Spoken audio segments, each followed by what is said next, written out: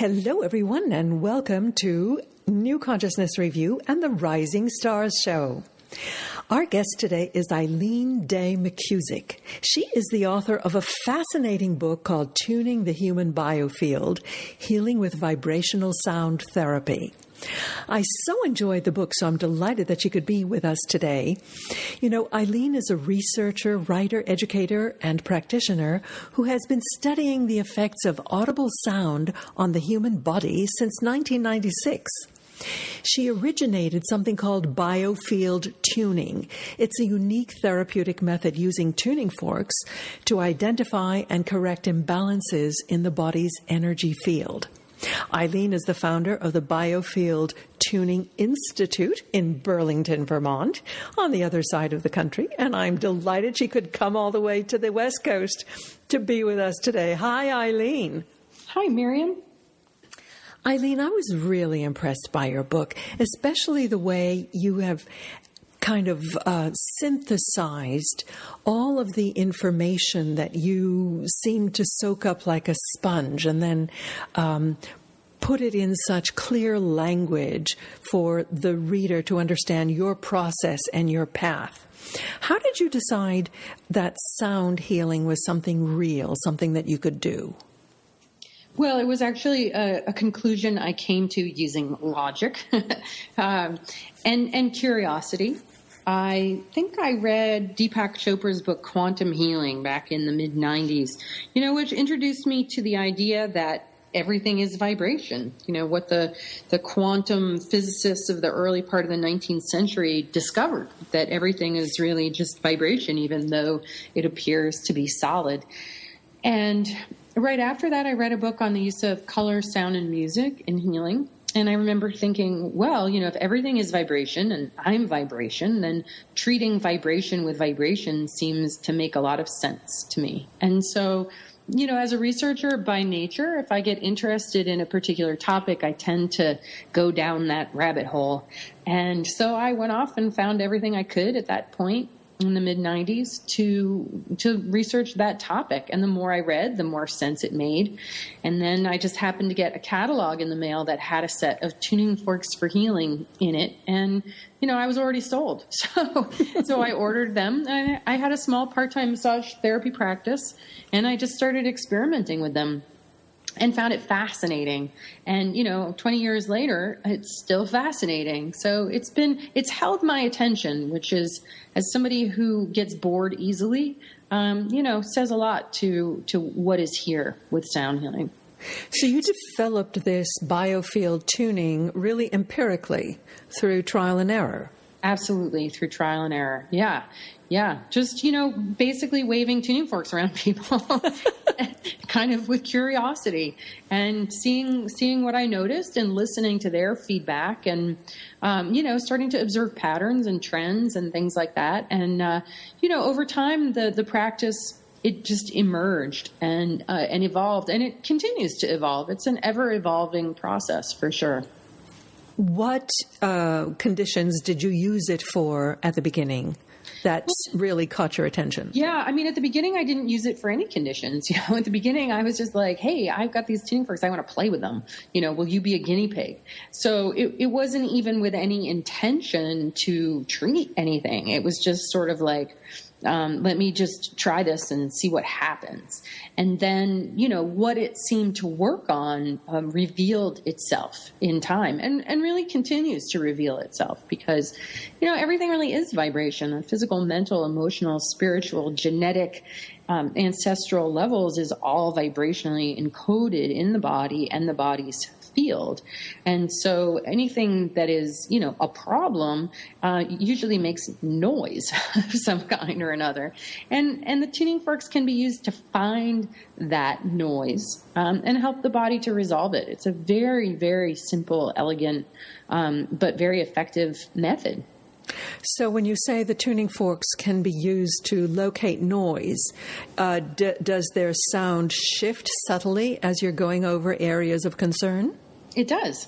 It does. And that was something that, right off the bat, the very first day that I noticed, and I was really surprised by it. I really thought, tuning fork is going to produce an objective, consistent tone wherever you put it. And what I didn't expect was this interface between the acoustic emissions of the body and the overtones and undertones produced by the tuning fork. So, if somebody had pain in a particular area, when I held the tuning fork over that area, it would sound funny. It would sound, either full of static or it would sound really sharp. And I found that if I kept it there for a little while, that the tone would resolve into a kind of harmony, and then the person would come back the next time and say, you know what, all that pain in my shoulder went away after you used the tuning fork on it. And then they'd be like, can you do that on me again? And so my massage practice morphed very quickly into a sound practice driven by customer demand. That's fascinating. Were you musically trained? I mean, to be able to hear these differences? I imagine they were fairly subtle. They're actually not as subtle as people might think that they are. I can teach a class with 15 people in it, and the sound can go into distortion, and everybody can hear it. You can hear it from 15 feet away if the acoustics are good in a room. So, no, I'm not musical. In fact, I'm the opposite of musical in a lot of ways. I was always the kid in music class that was clapping on the offbeat and singing out of key and squeaking my clarinet. I have no natural musical gifts whatsoever. In fact, I started taking singing lessons when I was 20, and over the course of 7 years, teachers, and the first 5 told me I would never be able to sing because I was tone deaf. So I don't have any particular, acuity in that department, although I have learned how to not be tone deaf. So that does not have to be a life sentence. But no, it's not music therapy, and it's not even really, based in any kind of music. I don't even use the musical scale in my work or anything like that. It's really much more about this sort of just information and interface that goes on. I have seen correspondences between the chakras and different frequencies. So, I mean, it stands to reason that if we are vibrational beings, we would respond to the patterns that are found in nature, I would guess, and in mathematics, really. Mm-hmm. Oh, this is what I really realized over time is that it's all math. It's all, what started off as sort of an intuitive fumble in the dark, has really turned into a very precise understanding of the mathematical coding of the body's energy field and particular pathologies and emotions. It's all very patterned. Now, what role does thought and intention play in all of this? It plays a really big role. Intention is like we all have this superpower and magical ability with intention, and we don't really realize just how powerful intention is. But, our intention affects the environment around us, the stuff that life is made of, that, this existence, this world is made of, responds very profoundly to intention. I think it's a very unexplored, not really understood phenomenon, honestly. And so having a clear intention and focused attention combined with sound produces a very powerful modality. So that's from the side of the therapist, which stands to reason since you are using essentially thought to drive your intention. And thought is presumably what created the imbalance in the first place. Yeah. How do you visualize it being held in the energy field for you to find? That's a good question. We tend to think of thought as something that happens inside our head.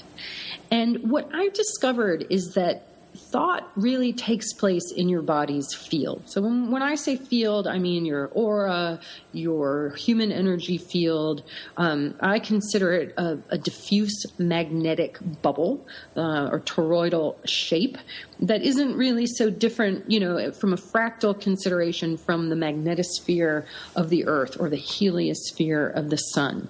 Humans, Earth, sun are all electrical beings with a north and south pole that generate this bioplasmic, in the case of humans, sort of bubble around them. And I've really come to see this as the medium of mind and consciousness. And my work has revealed that that our field has a specific anatomy and physiology to it, that different states of mind actually inhabit different regions within the field. And so when we energize a particular state of mind or a particular thought, we actually light up and create movement and illumination in a particular part of our field. So it's kind of like an extension of the brain map outside of the body. Yeah, exactly. It appears to have a very specific anatomy and physiology, just like the brain does. Yep. And that's my unique work, is that I've actually mapped this field and determined, and this is something that emerged over, the 20 years that I've been doing this, and continues to emerge, because it is a very complex structure with a lot of layers and contains enormous amounts of information. So it continues to be an evolving exploration, and it's definitely a hypothesis. And I'm not saying this is fact. I'm simply saying my observations and my research have revealed that if people are running a lot of sadness, for example, I'm going to find a lot of energy. And the way that I know there's energy there is that the tuning fork vibrates more loudly off their left shoulder. Depression tends to sit like a low pressure system just off the left shoulder. And I can find that based on the feedback from the tuning forks, and I can actually manipulate it or modulate it to shift the way the energy is flowing.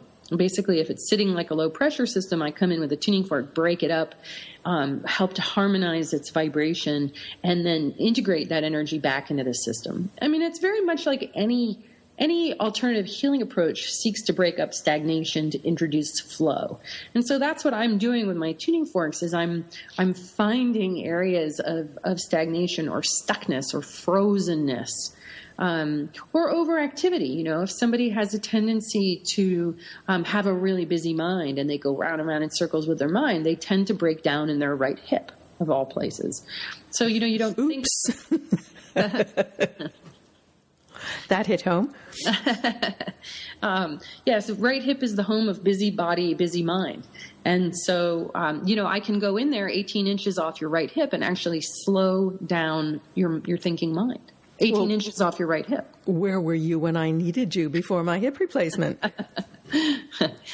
Yeah. So, it's a really different way of looking at mind. And I see all our memories as stored here in a very specific kind of compartmentalized and even timelined fashion, meaning that as we generate information, as we generate our experience, it's all vibrational, and it gets encoded in these standing waves in this bioplasmic medium, so that information I find close to someone is current or recently generated. Information I find at the outer edge of a person's field relates to their gestation, to their birth, to their earliest childhood. And then everything else falls in between, like rings in a tree. So depending on where I find distortion and resistance, I can tell you exactly what age it was generated, and what it was related to. Are the concentric rings similar from person to person in terms of the distance from the body? Yes, depending on your age. So a 10-year-old has the same size field as an 80-year-old. Only it's like as we get older, it's like our hard drive fills up. So, halfway through the field of a 10-year-old would be when they were 5. Halfway through the field of an 80-year-old would be when they were 40. So that's how it works. Interesting. It gets smaller. That's why memory retrieval gets harder as we get older. Aha. And it's like the new memories just kind of squish the other ones like an accordion. That's right. So what were some of the more fascinating or surprising discoveries that you made doing this work? Well, I think I say in my book that I'm like, this surprised me and that surprised me, and then I was surprised by this. It's definitely, uncharted territory in a lot of ways, what I've been exploring. And so it's been full of surprises, which has actually been really fun. But I think, the biggest surprise was when I first got my tuning forks. They came with this little tiny instruction book, and it was the C major scale. And it said you use C over the root chakra, D over the second, E over the third, and so on. And so it got me into this model of working over the chakras. And what I would discover when I started, I'd kind of wave the tuning fork around the body, like in the area of a chakra, an energy center. And I discovered, probably the very first time I did it, that some areas were loud. And I associated when the tuning fork got louder that there was more energy in that particular place. And I remember thinking, well, if it's going to sound loud anywhere, it should probably sound loud over the energy center, right? And so I discovered that I could use the tuning fork like you would use a magnet to move, say, iron filings. And I could hook into the loud spots and I could move them. And so I developed this little technique that I called click, drag, and drop, where I would find a loud spot, drag it to the center, and then drop it in where it would feel like it was actually like sucked in to the chakra itself. And then it wouldn't sound loud where it had been. It would sound loud over the chakra. So for years, that's what I did. I just worked close to the body. One day in 2006, I accidentally discovered a loud spot about 2.5 feet off of somebody's neck. And they were complaining of a problem in their neck and shoulder and jaw. They felt pain and a sense of pulling. And so, I moved it back to center, and it felt very odd to drag, a spot that far. And they called me the next day and told me that all of their pain and pulling was gone. Wow. Yeah. And so I found that really intriguing. And so the next person who came in, I started as far away from them as I could in my treatment room, which was about 6 feet. And that began the exploration of, what I ended up calling the biofield. But it led to so many questions. I was like, what is this medium? What is this stuff that I'm moving around? Because it feels like stuff. What law of physics is governing the fact that a tuning fork seems to move this stuff? I had so many questions and, ended up going off on an academic adventure to try to answer it through academia. I ended up enrolling in college as an adult. I never went to college out of high school. I got my undergraduate degree, my master's degree. Now I'm working on my PhD. All in an effort to kind of tease out the mystery that is the human energy field. And in the process of this, I've discovered that there is, it is a frontier science. And there's actually a whole bunch of people trying to map the biofield. And I'm like, I've been living in the mountains of Vermont for the last, 15 years. I've already done that, So it's fascinating and exciting to be able to apply science to the whole thing. I noticed that you actually teach sound healing at Johnston State College. Does that mean that sound healing is now being accepted by the mainstream? It's starting to move into the mainstream. Johnston State College is a unique school. It was one of the first, if not the first, public college to have a wellness and alternative medicine undergraduate program. And that's what I got my degree in. I just happen to live in Johnson, so that was convenient. It was, raised some eyebrows in the administration, I think, but, it works.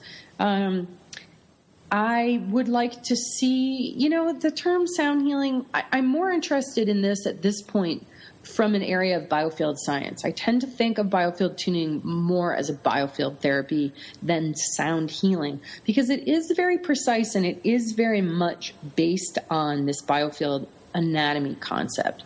I've received sound baths with bowls and gongs, and, they're nice, but it's not even close to what can be done with a tuning fork placed in the right area, 5 feet away from somebody's right knee for half an hour. A very precise input into something like a very traumatic birth record can change a person's life instantly. So it's a little different from what we're calling sound healing. I noticed that you really did a pretty thorough study of many different vibrational and energy medicine modalities. I was wondering if, having come up with the Biofield map, whether you have ever experimented with using, say, a laser light to pull the energy around. I haven't worked with lasers, although I think the combination of sound and laser could be very powerful. So, how does sound compare with other vibrational modalities like laser and microcurrent and electrical modalities? Mm-hmm. Well, it's interesting. I think just the acoustic nature of a tuning fork is really brilliant because you can work with what I call resonance and entrainment. The tuning fork will initially resonate with the body. It meets the body where the body is at. And then, because it produces this very simple coherent output, it can entrain the body into a more coherent expression.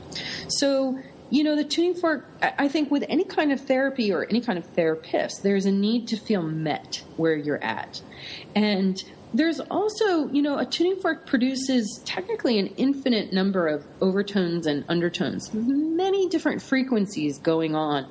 And sometimes it's at the level of the very, very subtle that really magical things happen.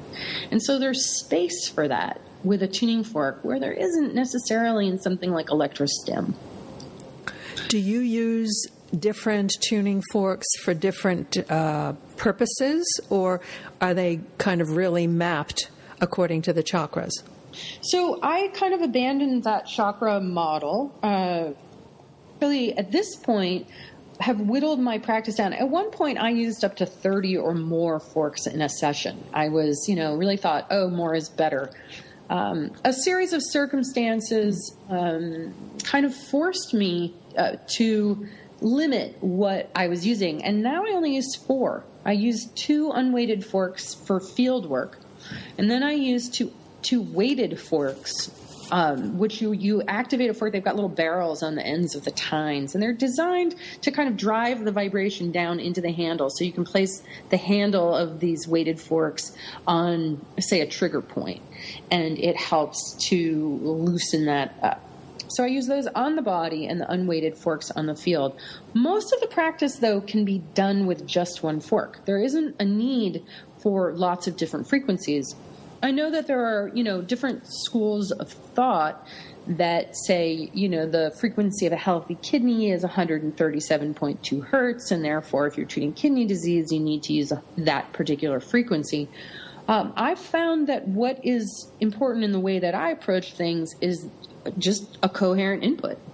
That, it's really about finding the very specific areas within the field and holding the fork in that right place for the right amount of time that gives the body enough self-awareness and enough time to just correct itself. And it knows what its right frequency is. It just needs something to balance itself against.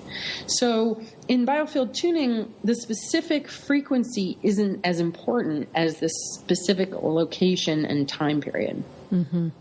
And do you find a higher tone or a lower tone more powerful? Well, I predominantly use a frequency that is 174 hertz. And having really experimented with a lot of different frequencies, this one is just in a good range. It's not pretty. It's not like, but I do have one higher fork, if we want something pretty. But this one is really useful for breaking up energy, for locating it, for reading it, for breaking it up, getting it moving. Where do you see therapeutic sound going, Eileen? Oh, I think it's going to explode. I see we're at the cusp, like where yoga was 15 years ago. It's maybe 20 years ago. It is definitely about to really take off, and on a lot of different fronts. There's a lot of people getting into things like bowls and gongs and this sort of sound healing thing, but then even it's cropping up in medical stuff. They're definitely exploring the power of sound. It is such a powerful and such an oddly overlooked medium. I think both sound and light really are going to be coming into their own shortly, if for no other reason then they don't have any negative side effects, and they actually produce results. They produce results. I mean, they really produce results. I grew my practice in the middle of nowhere in the mountains of Vermont, in a poor, rural, conservative area, waving tuning forks around. and I solved people's problems. They went and they told their friends, and people were willing. You get to a place where you're like, tried a bunch of things to solve your problems and nothing works. You're willing to try something a little weird. And I grew a very, very busy practice in the middle of nowhere because it works. That's really the story of alternative medicine, isn't it? Yeah. So do you see Biofield actually going into mainstream medicine? Yes. Yeah, I think it's going to be the biofield is going to be a hot topic within the next 5 years. I think it's going to really start to push its way, and it changes everything. I mean, I just spoke at this conference called the Science and Non-Duality Conference in San Jose a couple weeks ago. And, I introduced my biofield anatomy hypothesis. And somebody came up to me afterwards and they said, you're either crazy or this is opening up like a whole new world of research. Like, this is really a big deal. And, I'm inclined to think that that's the case. I think that the combination of sound, information medicine, actually, Lynn McTaggart said in the movie The Matrix, she said, informational medicine that changes the information in the biofield is the future of medicine. And I nearly fell off my chair when I heard her say that, because I was like, that's exactly what I'm doing. I am changing the information in the biofield, and it produces results in the physiology immediately. That when you're working on the body, you're band-aiding things. Even naturopaths are like, oh, your adrenals aren't working, take this supplement, that supplement, and these umpteen supplements, and don't eat this and don't eat that. Whereas I can go in with my tuning fork, find the edge of the adrenal field, which is about 3 feet off the body, get in phase, lock phase with its rhythm, and train it from its accelerated rhythm back to its factory setting. It can take 20 minutes, and it changes the adrenal output completely. Once your adrenals aren't running, your digestion improves. Everything runs better. So that is a radically different approach to say, I'm going to change the rhythm and the speed and the tone of your adrenals. I'm not going to Band-Aid you with this, that, and the other supplement. It's immediate, and it's effective. It's powerful. My goodness. So where do people find out more about you, Eileen? Do you have a website? And presumably you're training therapists in this modality. So my website is biofieldtuning.com. And Biofield is just all one word. And I offer training. I just committed to a space in San Diego. So we have Biofield Tuning Institute West in San Diego and East in Burlington, Vermont. And I offer classes in both. To become a certified practitioner is 3 3-day trainings that are about 3 months apart. And, it's really easy to learn. It's a simple, easy to learn, surprisingly powerful method. And, even in class, students, the first time they pick up the forks will help a classmate to relieve pain or suffering of some kind or another. I mean, it's really instant. And I think it's the sort of thing that a lot of practitioners, people who do Reiki, are kind of looking for something that's, the next step for healing. So it's you can integrate it into what you're doing. You can use it as a standalone, and it's really versatile. So I have, upcoming trainings next year.